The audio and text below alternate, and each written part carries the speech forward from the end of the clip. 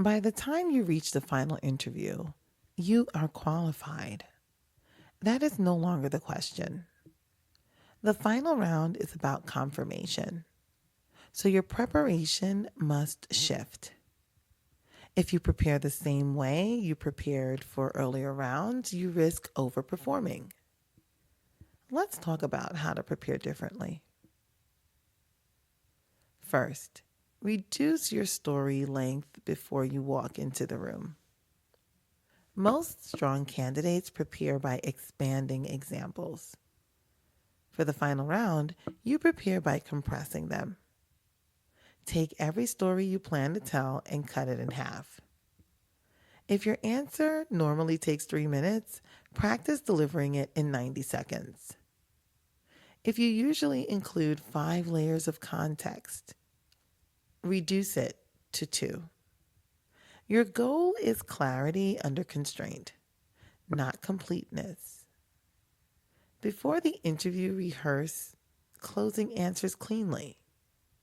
That means you end your answer and stop. You do not trail into additional clarification. You do not reopen the situation. You deliver the situation, the decision, and the result. Then silence. That silence reads as executive control.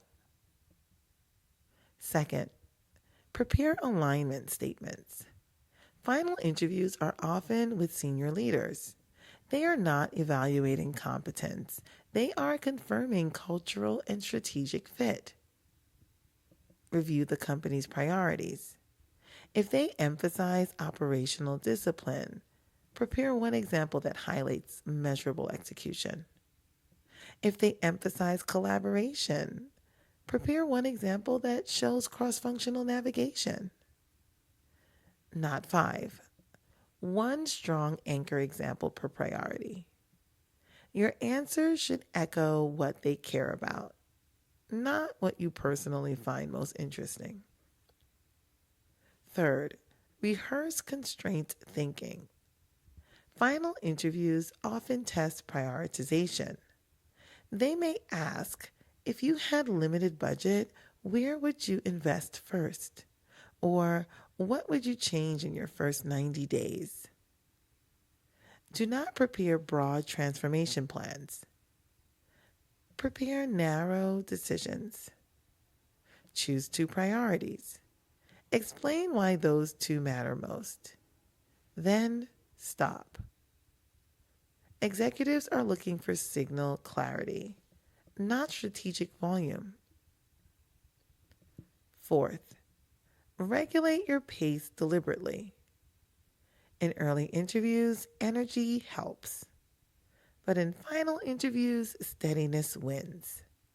Before the interview, practice slowing your speech slightly below your normal tempo. Pause before answering difficult questions. Count 1 full second internally before speaking. That pause prevents reactive over-explaining. It signals composure. Fifth, prepare one concise leadership challenge story. Final rounds often include a pressure test. Tell me about a conflict. Tell me about a failure.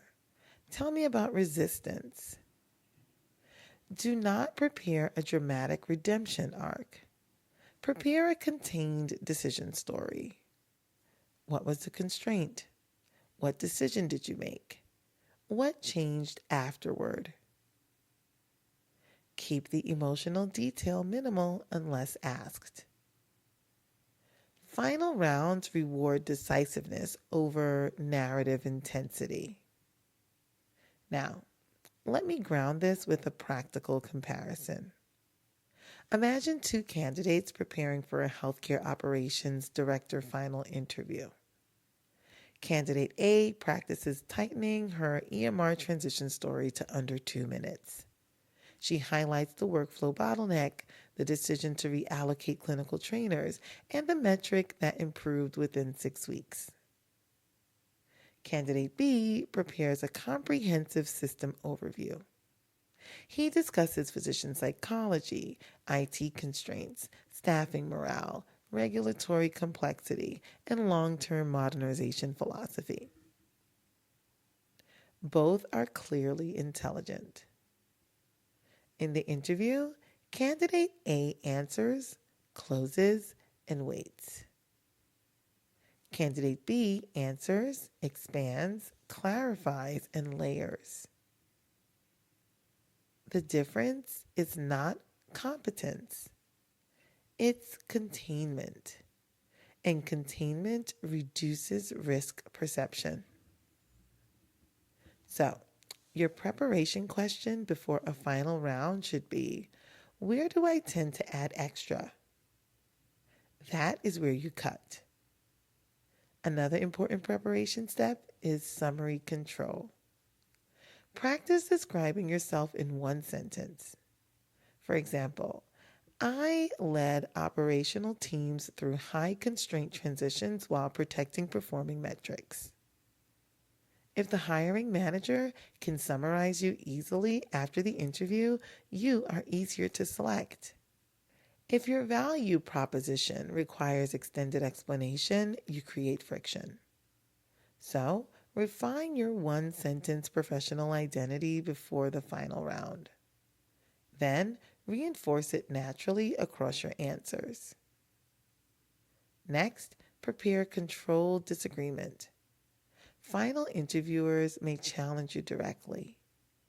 Instead of defending aggressively or retreating, rehearse the structure. Acknowledge the perspective. Reframe your reasoning calmly. And restate your decision logic. For example, that's a fair concern. In that situation, the trade-off we faced was speed versus precision. Given the timeline, I prioritized speed, and here is what changed as a result. Short, direct, closed. You're not trying to win the argument. You're trying to demonstrate steady judgment. Finally, prepare your closing posture. Many candidates lose control in the last 5 minutes. They either become overly enthusiastic or overly grateful. In a final round, your close should be confident and measured. You might say, I appreciate the depth of today's discussion. Based on what we covered, I'm confident I can help move X priority forward effectively. Then stop. No extended persuasion, no emotional appeal. The final round is not where you increase volume. It's actually where you reduce noise. So your preparation should focus on compression, alignment, prioritization, tempo, and closure. If you prepare that way, you shift from trying to impress to make the decision simple. And in final interviews, simplicity wins.